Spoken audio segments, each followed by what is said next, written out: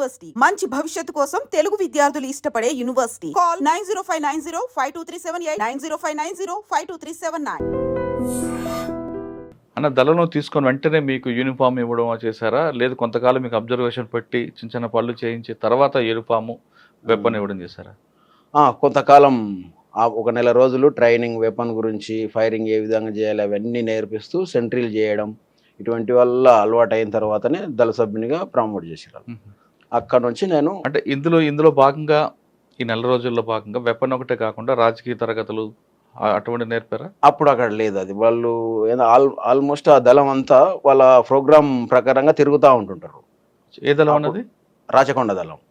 ఆ ప్రోగ్రామ్స్ అంతా అయిపోయిన తర్వాత ఒక 5 months అట్లా అయింది. 5-6 months తర్వాత మళ్ళీ అక్కడ నుంచి నన్ను నల్లమల్ల అడవికి తీసుకుపోయారు. అంటే ఈ దళాలన్నీ అక్కడ ఏర్పాటై కలిసినాయి అనమాట. నల్గొండ నుంచి ఒక 2-3 దళాలు వచ్చినాయి. తర్వాత ఈ మహబూబ్నగర్ దళాలన్నీ కలిపి అప్పుడు క్లాసులు అక్కడ స్టార్ట్ అయినాయి. రాచకొండ దళంలో మీరు 5 నెలలు పనిచేశారు.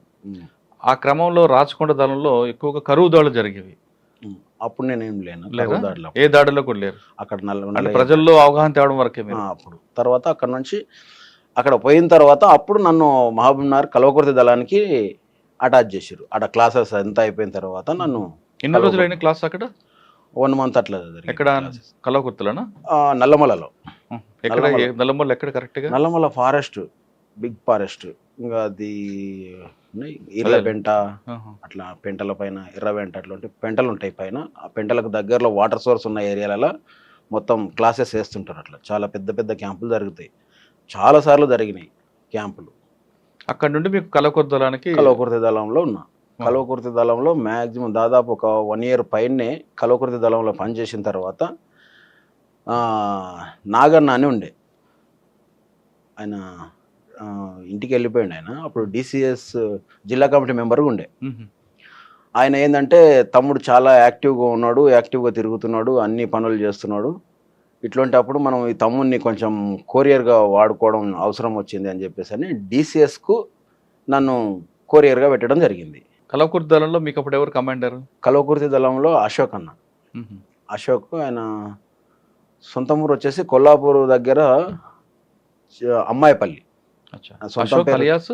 సొంతం పేరు నరసింహ. ఆయన అలియాస్ పేరే అశోక్. సంవత్సరం పాటు కల్వకుర్తి దళంలో కొరియర్గా ఉన్నారు. కొరియర్ కాదు, దళంలో పనిచేసిన తర్వాత ఆ నుంచి కొరియర్కి తీసుకున్నా. ఈ సంవత్సరం పాటు దళంలో పనిచేసినప్పుడు మీకు బాగా గుర్తుండిపోయిన సంఘటన చెప్పండి. ప్రజలకి దగ్గరకు వెళ్ళి వాళ్ళ సమస్యలు పరిష్కరించిన దాంట్లో ఏం చేశారు? మేము కూలి పోరాటాలు, అంటే ఈ మహిళలు వీళ్ళల్లో ఉన్నారు కదా, కూలి పోరాటాలు అంటే అప్పుడు 10 రూపాయలు కూలి ఇస్తుండేనమాట. చాలా ఇబ్బంది వాళ్ళకు, అసలు ఇల్లు గడవాలంటే కూడా ఇబ్బందులు ఉంటుండే. అప్పుడు కూలి పోరాటాల మీద దాడులు చేస్తుంటే ఊర్లలో పోయి పెద్ద పెద్ద భూస్వాములను, రెడ్లు అటువంటి వాళ్ళలో ఉంటుండ్రి వాళ్ళ దగ్గర. ఎందుకంటే ఒక్కొక్క భూస్వామి అంటే 350 ఎకరాలు, 500 ఎకరాలు, 1700 ఎకరాల భూమి ఉన్నోళ్ళు ఉన్నారు. కుందారం భూములు అని చెప్పేసి అని అజిలాపురం నరసింహారెడ్డి, ఆయన పేరు ఏదో నరసింహారెడ్డి అనుకుంటా, ఆయనకు వచ్చేసి 1700 ఎకరాల భూమి ఉంది. ఆ 1700 ఎకరాల భూమిలో మొత్తం 4 గ్రామాలు ఉంటాయి. అజిలాపురం, జిరాన్ఖాన్పల్లి, బైరాపురం, ఇటువంటి ఊర్లన్నీ కలిపి అన్ని భూములల్లో అక్కడనే వాళ్ళ దాంట్లో చెట్లు, తాళ్ళు అంటారు, అంటే తాటి చెట్లు ఉండే. ఆ తాళ్ళు కూడా వాళ్ళ దాంట్లోనే ఉంటే దాంట్లో ఉదయం లేస్తే వాళ్ళ పొలంలోనే తిరగాలి. ఇన్ని భూములు ఉండి ఎలాంటి కూలి పోరాటాలు చేసి, అప్పుడు కూలి పోరాటాలు చేయించి వీళ్ళకు కూలి రేట్లు పెంచాలి అని చెప్పేసి 10 నుంచి 20 రూపాయలు పెంచి ఈ విధంగా కూలి పోరాటాలు అందరిని తీసుకొచ్చి మాట్లాడి చెప్పి చేసినటువంటివి చాలా ఉన్నాయి. అందులో భాగంగా దాడులు జరిగాయా? తీసుకుపోయి కొట్టడం కూడా జరిగింది. కొంతమంది వినకపోతే వాళ్ళను కొట్టడం కూడా జరిగింది. అదొక్కటే కాకుండా కల్వకుర్తి దళం వడ్డీ వ్యాపారస్తులు ఎక్కువ పడ్డారు కదా అప్పుడు మనకు అంతగానం వడ్డీ వ్యాపారం ఎదురుపడలేదు, తెలియదు. ఇక అప్పుడు ఎక్కువ భూ పోరాటాలు, కూలి పోరాటాలు ఫుల్. అజిలాపురం భూమి మీద అయితే చాలా సార్లు పోరాటం చేసినాం. ఊర్లో పోయి భూములు పంచిచ్చినాం చాలా మందికి. ఎందుకంటే వాళ్ళ భూమి 1700 ఎకరాల భూమి ఉన్నప్పుడు మోహన్ రెడ్డి, ఆయన కుందారం భూమి ఓనర్, ఆయన పిల్లలు అంతా అమెరికాలోనే ఉంటున్నారు, ఆయన ఒక్కడే ఉంటుండేడ. ఆయన భార్య ఆయన్ను ఉంటుండ్రి. ఇంకా వాళ్ళని తీసుకుపోయి ఒకసారి కొట్టినాం మోహన్ రెడ్డిని. ఈ భూములలో పంచుతున్న క్రమంలో అన్ని ఇంకా పోలీస్ కేసులు అవన్నీ చాలా మంది మీద పెడుతుండే. అందుకే అజిలాపురం నుంచి చాలా మంది నక్సలిజం వైపు ఎక్కువ మొగ్గు చూపి వచ్చేసారు ఆ పోరాటం చూసి. అంటే అజలాపురం అనేది కేవలం భూ పోరాటం నుంచి చాలా మంది ఉవ్వెత్తున నక్సలిజం వైపు వచ్చిర్రు.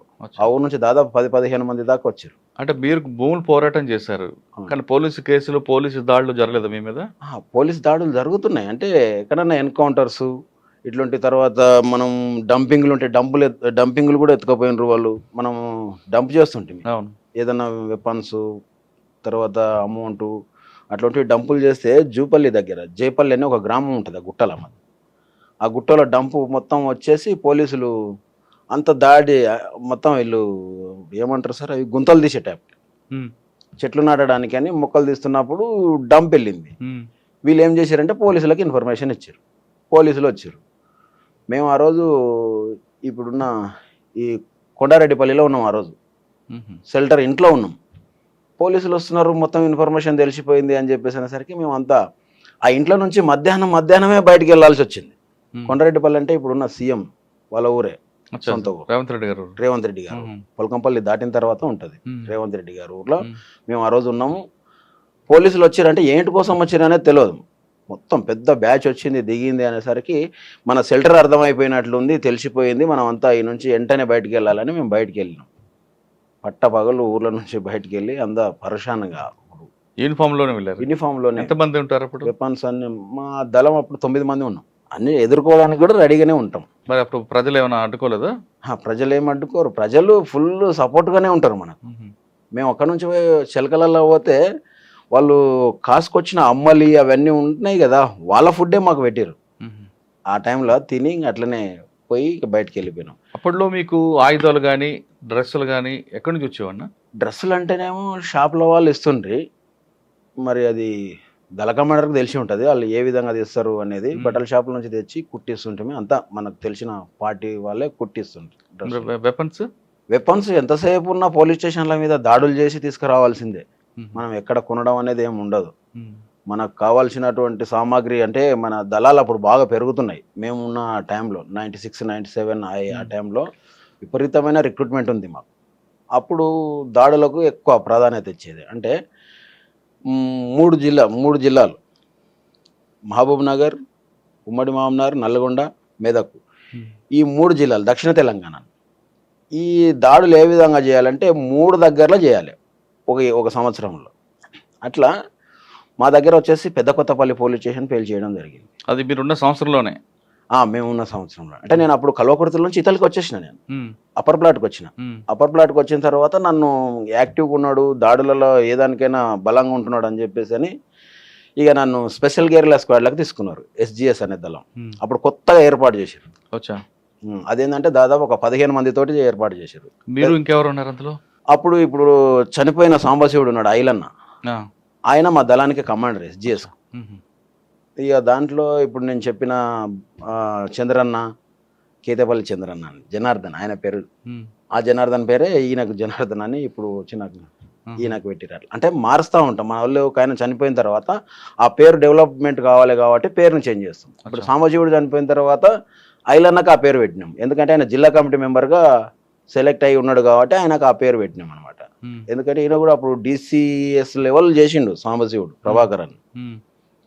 మాకు మొత్తానికి ప్రభాకర్ ఫస్ట్ నుంచి మమ్మల్ని విద్యార్థి దశ నుంచి తీసుకుపోవడానికి కారణం ఆయన్నే, ప్రభాకర్. ఆయన్నే అంటుండే, తమ్ముడు నువ్వు విద్యార్థి దశలోనే నువ్వు చిన్న పిల్లగాడు, అట్లాంటిది నాతోటి భుజంతో భుజం కలిపి నాతోటి యుద్ధానికి వచ్చినావు, నువ్వు చాలా గ్రేట్ తమ్ముడు అని చెప్పేసి అని మంచిగా ప్రోత్సహిస్తుండే కలిసినప్పుడల్లా. అంటే దళాలు అప్పుడప్పుడు కలుస్తుంటాయి. నల్లమలలోనే ఎక్కువ మేము మీటింగ్స్ ఏర్పాటు చేసేది. కల్వకుర్తి దళం ఉన్నప్పుడే పెద్ద కొత్తపల్లి దాడా? తర్వాత నేను SGSలోకి వచ్చిన తర్వాత దాడి. ఈ సంవత్సరంలో మీకు గుర్తుండిపోయిన సంఘటనలు చెప్పారు, ఐజలాపల్లి, తర్వాత నర్సం, కొండారెడ్డి, ఇవన్నీ కూడా. అవును, కొండారెడ్డి. అది కాకుండా మీ మీద అటాకులు జరిగాయని తప్పించుకున్నారు ఎక్కడైనా ఈ సంవత్సరంలో? అంటే జరిగినాయి కొన్ని దగ్గరలో. మేము ఏంటంటే అంటే కాల్పులు జరగకుండా తప్పించుకొని పోయిన కాలాలు ఉన్నాయి. మేము ఒకసారి అనురాధ అని ఉండే డీజీ ఆమె ఒకసారి. ఎక్కడ అనురాధ? DG కదా, SP ఉండే. మహబూబ్ నగర్ SP కాదు ఆమె, ఇక్కడ నుంచి వచ్చింది ఆమె. అయితే కొల్లాపూర్ వెళ్తున్నది. మేము ఆదిరాల దగ్గర, ఆదిరాల పక్కల, అది ఊరు పేరు ఐడియా వస్తలేదు. మేము ఆ ఊర్లకు ఎంటర్ అవుతున్నాం. ఆ ఊర్లోకి ఎంటర్ అయ్యే క్రమంలో పోలీస్ జీప్ కనబడి మేము రిటర్న్ వెళ్ళిపోయినాం, ఇద్దరమే ఉన్నాం. వాళ్ళు ఎవరో వీళ్ళు నక్సలైట్ల లాగా ఉన్నారు, కార్ ఆపండి అని చెప్పేసి ఆమె మా మీదకి ఎంటబడ్డారు మొత్తం వెపన్స్ తీసుకొని. అప్పుడు మేము పోయి మా దగ్గర హ్యాండ్ గ్రెనేడ్స్ ఉంటుండే, ఒక గ్రెనేడ్ వేసేసరికి అంతా వాళ్ళు అలర్ట్ అయిపోయి ఎక్కడికక్కడ ఆగిపోయారు. ఇక మేము ఆ నుంచి రిట్రీట్ అయ్యి వెళ్ళిపోయినాం. అనురాధ గారు అంటే ఇప్పుడు మహబూబ్ రెస్క్యూ చేశారు ఆవిడ. ఈజీ ఉండే ఆమె, అప్పుడు మనకు అంత పెద్దగా తెలియదు, మేము అండర్ గ్రౌండ్లో ఉన్నాం కాబట్టి తెలియదు. ఏఎస్పీ అనుకుంటామే అప్పుడు, ఏఎస్పీ అనురాధ అనే టైం ఉండే. అక్కడ తర్వాత ఇక్కడ జరిగారు, డైరెక్ట్గా ఎస్పీజీకి వచ్చారా? తర్వాత నేను కొరియర్గా ఎక్కువ తిరుగుతుంటే ఆ నుంచి కొరియర్ తీసుకున్నారు నన్ను. అంటే స్పెషల్ కేరళ స్క్వాడ్లో ఉంటూనే కొరియర్గా పంపిస్తుండే అనమాట. కొరియర్గా ఎంతకాలం పనిచేశారు? కొరియర్గా అంటే అండర్ గ్రౌండ్లో ఉంటూనే నేను బయటికి వెళ్ళడం. ఎంతకాలం చేశారు కొరియర్గా? ఇంకా అక్కడ నుంచి నేను ఇంకా కొరియర్గా ప్రతి దానికి నేనే బయటికి వెళ్ళడం. ఒక సంవత్సరం పనిచేశారా? చేసింటాం. అంటే మీరు సంవత్సరం పాటు కొరియర్గా పనిచేశారు. మావోయిస్ట్ పార్టీలో అంటే ఇప్పుడు మావోయిస్ట్, అప్పుడు నక్సల్స్ పార్టీలో ధనంలో పీపుల్స్ వార్, సిపిఐఎంఎల్ పీపుల్స్ వార్లో కొరియర్ వ్యవస్థ అంటే ఎలా ఉంటుంది? అంటే ఒకరికి ఉత్తరాల ద్వారా అప్పుడంటే ఫోన్లు ఉండేవి కావు. అవును. కొరియర్ అంటే ఒక చీటీలు లేదా బుక్స్ దాంట్లో రాసి పంపించేవారు. ఆ వ్యవస్థ ఎలా పనిచేస్తుంది? ఒక వ్యక్తికి ఒక దళంని ఇంకో దళానికి సమాచారం ఇవ్వాలంటే ఏ విధంగా కొరియర్ వెళ్తుంది, ఎన్ని రోజులు పడుతుంటది? ఇప్పుడు ఒకవేళ స్టేట్ కమిటీ నుంచి సెంట్రల్ కమిటీ మెసేజ్ పోవాలంటే, లేదా సెంట్రల్ కమిటీ మెసేజ్ స్టేట్ కమిటీకి రావాలి, స్టేట్ కమిటీ నుంచి డీసీకి రావాలంటే ఈ వ్యవస్థ ఎలా నడుస్తుంది, ఎన్ని రోజులు పట్టేది? అయితే అండర్ గ్రౌండ్ ఉంటూనే మాది నడుస్తున్నటువంటిది కొరియర్ వ్యవస్థ ఏంటంటే, మా డిసిఎస్ జిల్లా కమిటీ సెక్రటరీ ఎవరైతే ఉంటారో ఆయనతోటే నేను పని చేయాలి. అంటే ఆయన పంపించిన దాన్ని నేను తీసుకుపోయి ఇవ్వాలి. ఎట్లా, ఇప్పుడు నల్గొండ డిసిఎస్ ఉంటాడు, నల్గొండ వాళ్ళు మన దగ్గరికి పంపిస్తారు, వాళ్ళకు కూడా సేమ్ డిసిఎస్కి ఎట్లయితే ఒకరు ఉంటారో ఇక్కడ మేము ఉంటాం కదా, ఆ కొరియరు ఆయన వస్తుంటాడు, మెదక్ నుంచి ఉండేట ఆయన మెదక్ నుంచి వస్తుంటాడు. ఇట్లా ఏ డిస్టిక్ వాళ్ళు ఆ డిస్టిక్ నుంచి వచ్చి మేము ఏర్పాట్లు అయింది. ఇప్పుడు మా మహబూబ్నగర్ డిస్టిక్లో జడ్చర్ల అనే టౌన్ ఉంది. నేను జడ్చర్ల టౌన్కు వాళ్ళు ఆ పార్టీ ఇచ్చినటువంటి లేఖను తీసుకొని వచ్చి చిటి ఆడ వచ్చి ఆగుతాం. ఇప్పుడు మా జడ్చర్లలో రైల్వే స్టేషన్లో ఎక్కువ పెట్టుకుంటుంటే, రైల్వే స్టేషన్కు ఎక్కువ మంది పెద్ద అబ్జర్వేషన్ ఉండదని చెప్పేసి మేము అక్కడ సైలెంట్గా ఉంటుంది వాతావరణం. అక్కడ కలవాలంటే ఇప్పుడు ఇండియా టుడే బుక్స్ ఉంటుండే, అప్పుడు ఇండియా టుడే బుక్ లేకపోతే సోప్స్, ఈటా సోపు, అది ఏదైతే అనుకుంటామో ఆ విధంగానే ఆడికి వచ్చి ఒకరికొకరం కలిసేవాళ్ళం. ఇప్పుడు నేను ఇండియా టుడే బుక్ పట్టుకొని చూస్తున్నా అంటే వాళ్ళు నా దగ్గరికి ఆ పర్సన్ వస్తాడు. నేనేంది ఆయన దగ్గర ఈటా సోప్ ఉందా అని అనుకుంటే ఆయన దగ్గర ఆ సోప్ ఉందంటేనే ఆయన దగ్గర కలుస్తాం. అది ఏ విధంగా అంటే టైం టు టైం ఉంటుంది. ఉదయం 10 గంటలకనంటే 10 గంటల నుంచి 10 గంటల 15 నిమిషాల వరకే వెయిట్ చేయాలి. తర్వాత 11 గంటలకు ఉంటుంది, 10 నుంచి 11, మళ్ళీ 11 గంటల నుంచి మళ్ళీ 15 నిమిషాలే చూస్తాం. ఆ 2 టైంలు అయిపోయినంటే ఆ ఏపీటీ మనం మళ్ళీ పోము. ఎందుకంటే ఆటోమేటిక్గా ఆయన అరెస్ట్ అన్న అయ్యి ఉండాలి, లేకపోతే ఏదో ప్రాబ్లం అయ్యి ఉంటుంది, రాలేకపోయింది అనేది. మళ్ళీ పోయినామనుకో పోలీసులు అటాక్ చేయడానికి ఎక్కువ అవకాశం ఉంటుంది. అట్లనే ఒకసారి జరిగింది మాకు నల్గొండ కొరియర్కు. నాకు ఆయన చంద్రన్న అని ఉండే నల్గొండ కొరియర్. నేను మహబూబ్నగర్ నుంచి పోయినాం.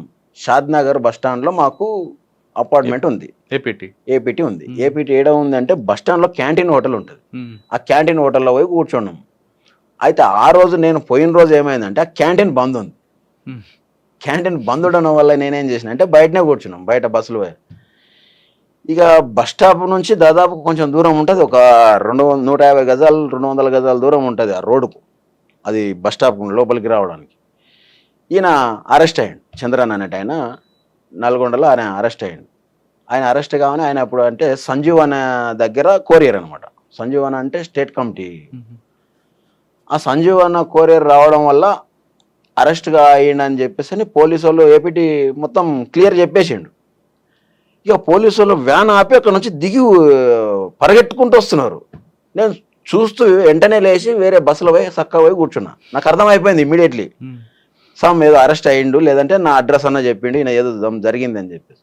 ఆ బస్సు ఎక్కడ పోతుందో తెలియదు కానీ ఎక్కి బస్సు ఏడిపోతే ఆడికి ఒక టికెట్ తీసుకొని ఎక్కి చాలా దూరం పోయిన తర్వాత ఒక విలేజ్ దగ్గర దిగి అక్కడే ఉండి ఛాయ్ ఇంత ఒక బన్ను తిని మళ్ళీ రిటర్న్ వచ్చేసి హైదరాబాద్కి వెళ్ళేసి వచ్చిన. అట్లా జరుగుతుంటాయి. ఆయన అరెస్ట్ అయ్యిండు, సంజీవ్ అన్న అరెస్ట్ అయ్యింది అని చెప్పేసి అని నల్గొండలో రైల్వే ట్రాక్ వేల్చేసారు. రైల్వే దగ్గర మన వాళ్ళు పోయారు, అక్కడ నల్గొండ వాళ్ళు సంజీవ్ అన్న అరెస్ట్ అయ్యింది. ఎందుకంటే కొరియర్ అరెస్ట్ అయ్యిందంటే డీసీ ఆయన సెంట్రల్ స్టేట్ కమిటీ సెక్రటరీ కూడా అరెస్ట్ అయ్యిండేమో అనే దాని నుంచి దాడి చేశారు. ఆయన ఒక్కరిని అరెస్ట్ చేస్తే ఆయన వెంటనే కోర్టుకు హాజరుపరచాలి 24 గంటలు అని చెప్పేసి దాడి జరిగింది. అది వెంటనే నాకు నెక్స్ట్ డే చూసుకొని నేను రిటర్న్ మళ్ళీ వెళ్ళిపోయినా.